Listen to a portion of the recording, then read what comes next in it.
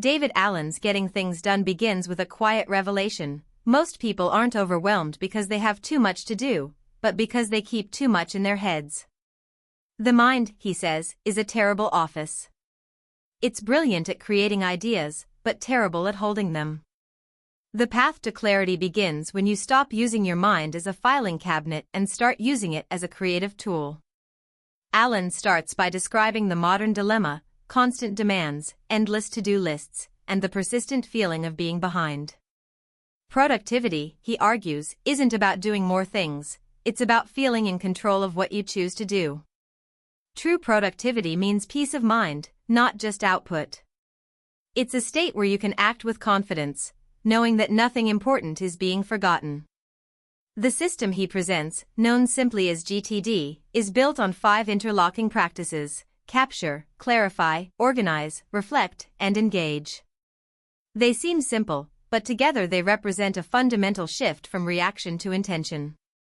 The first step, capture, means collecting everything that has your attention: tasks, ideas, commitments, worries, into an external system.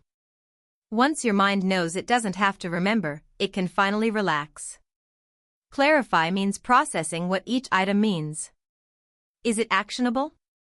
If yes, what's the next physical step?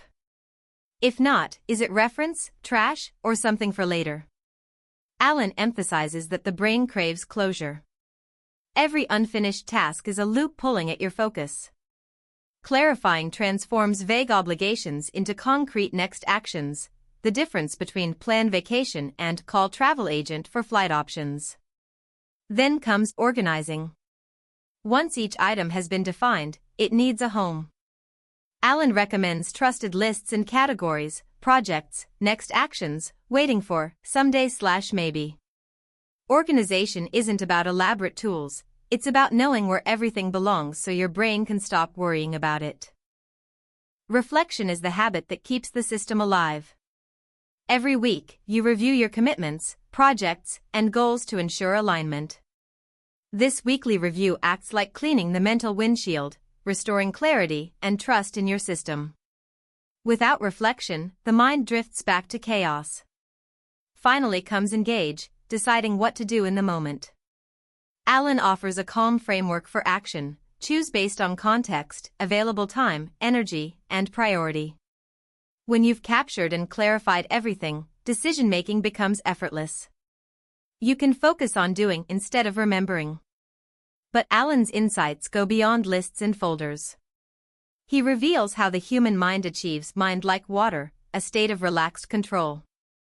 Just as water responds perfectly to its environment, neither overreacting nor underreacting, you too can respond with clarity when your mental world is organized.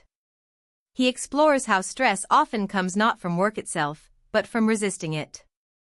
Unclarified commitments weigh heavily because they represent broken agreements with yourself. The cure is to restore integrity, to acknowledge what you are truly committed to and release what you're not. Freedom, in this sense, comes from honesty. Allen's tone throughout is calm and philosophical. He treats productivity not as a race but as a craft. Getting things done, he says, is about creating space for thinking, for creativity, for living intentionally.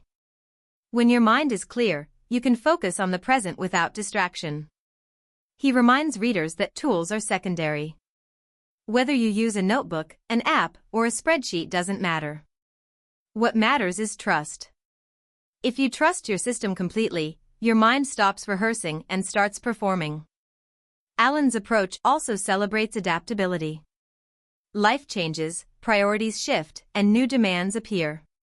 GTD isn't rigid, it's a framework for responding intelligently to change. The goal is flow, not control for its own sake. He emphasizes the dignity of small actions. Big goals are achieved one next step at a time. When you focus on the next visible action, you move forward without overwhelm. Every small completion builds momentum, which in turn creates motivation. By the end, getting things done reads less like a productivity manual and more like a guide to mental freedom. Allen's promise isn't just to help you do more, it's to help you live better. A clear mind, he says, is a creative mind. And when you master the art of getting things done, you reclaim not just your schedule, but your peace of mind. The book closes with a profound truth: productivity is not about time, it's about attention. Where your attention goes, your life follows. Master your commitments, clear your head, and you'll find that you've mastered not just your work, but yourself.